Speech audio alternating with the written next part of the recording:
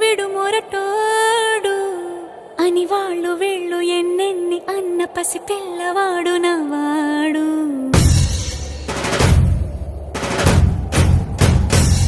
విడు ముండోడు అని ఊరు వాడ అనుకున్న గాని మహారాజు నాకు నవ్వాడు.